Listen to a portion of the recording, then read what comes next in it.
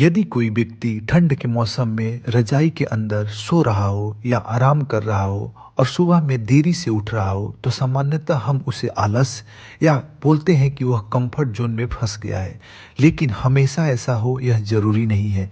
Comfort zone को अक्सर आलस या प्रयास की कमी के रूप में देखा जाता है, लेकिन यह हमेशा ऐसा नहीं होता है। यह एक मानसिक या भावनात्मक स्थिति हो सकती है जहां व्यक्ति सुरक्षित और आरामदायक महसूस करता है। यह विशेष रूप से उन लोगों के लिए महत्वपूर्ण होता है जिन्होंने शारीरिक, मानसिक या भावनात्मक आघात का अनुभव किया हो। उनके लिए कंफर्ट जोन एक प्रकार की सुरक्षा कवच या आश्रय बन जाता है। कंफर्ट जोन और आघात का संबंध क्या है? देखिए, आघात के बाद की जो शांति होती है, जो लोग गहन आघात से गुजरे होते हैं, उनके लिए कंफर्ट जोन एक शरण की तरह हो सकता है। यह शांति की अनुभूति प्रदान करता है जो उन्हें मानसिक और शारीरिक रूप से फिर से सक्रिय होने का समय देता है। थकावट और आत्म स्वीकृति। आघात से गुजरने वाले लोग अक्सर थकावट और निराशा महसूस करते हैं। उनकी कंफर्ट जोन में रहने की प्रवृत्ति को आलस्य नहीं बल्कि मानसिक और शारीरिक थकावट समझा जाना चाहिए। भविष्य के प्रति विश्वास की कमी होती है। जैसे आघात के कारण इन व्यक्तियों में यह धारणा बन सकती है कि उनके जीवन में सुधार की संभावना नहीं है। इस विश्वास को तोड़ने के लिए सहानुभूति और समर्थन की आवश्यकता होती है। कंफर्ट जोन की आवश्यकता क्यों पड़ती है? हीलिंग और रिफ्लेक्शन के लिए। यह वह स्थान है जहाँ व्यक्ति बिना बाहरी दबाव के आत्मनिरीक्षण और आत्म स्वीकृति पर काम कर सकता है। नकारात्मकता से बचाव होता है। यह क्षेत्र उन्हें आलोचना, असफलता और दुनिया के दबाव से बचाता है, जब तक कि वे पूरी तरह से मानसिक और भावनात्मक रूप से ठीक ना हो जाएं। दर्द को स्वीकारना और उसका सामना करना उपचार प्रक्रिया का पहला कदम है। कंफर्ट जोन व्यक्ति को यह स्थान देता है कि वे अपने अनुभवों को समझे और आत्म स्वीकृति की दिशा में काम करे। कंफर्ट जोन से बाहर आने की प्रक्रिया क्या है? पहला है करुणा और समर्थन। आघात झेलने वाले लोगों को सलाह या आलोचना से अधिक सहानुभूति और विश्वास की आवश्यकता होती है। उन्हें यह भरोसा दिलाना कि वे अकेले नहीं हैं अत्यधिक महत्वपूर्ण है।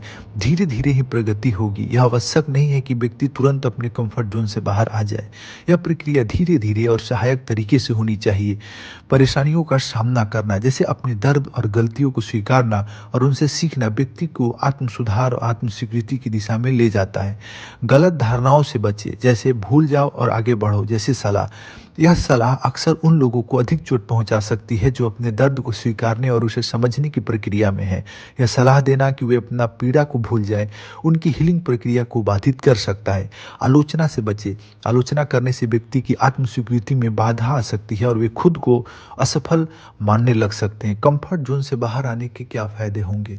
नई शुरुआत होगी। अपने अनुभवों से सीखकर और अपनी सीमाओं का विस्तार करके व्यक्ति एक बेहतर और संतुलित जीवन जी सकता है। सकारात्मक रिश्ते होंगे। दूसरों के साथ गहरे और सार्थक संबंध स्थापित करना संभव हो जाता है। जीवन का उद्देश्य। व्यक्ति अपने जीवन में नई ऊर्जा और उद्देश्य खोज सकता है। समाज के लिए क्या संदेश है? दुनिया कोई दौड़ नहीं है। हमें दूसरों के प्रति करुणा और सहानुभूति रखनी चाहिए। जीने दो और जीने दो का सिद्धांत अपनाएं। जियो और जीनो दो का जो सिद्धांत है उसे अपनाएं। व्यक्तिगत खुशी और मानसिक शांति को प्राथमिकता दें। दूसरों की यात्रा का सम्मान करें और उनके संघर्षों को समझने का प्रयास करें। कंफर्ट जोन का उद्देश्य केवल आराम नहीं है, बल्कि यह आत्मचिंतन और आत्म सुधार की दिशा में एक कदम है। सही समर्थन और सहानुभूति के साथ व्यक्ति अपने जीवन को बेहतर और संतुलित बना सकता है। तो कोई भी व्यक्ति आसपास, आपके आसपास यदि ऐसी स्थिति में हो, तो उसका मजाक ना उड़ाए, ना उसकी बुराई करे, बल्कि उसका सहयोग करे, समर्थन करे, साथ दे।